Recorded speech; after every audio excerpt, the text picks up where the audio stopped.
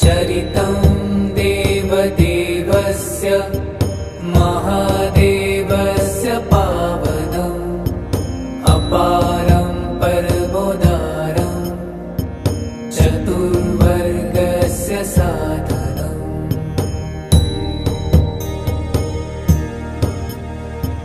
गौरीविनायकोपेतं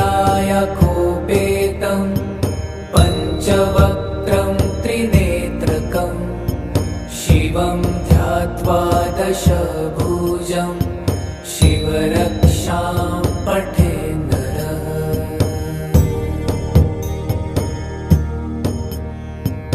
गङ्गाधर शिरः पातु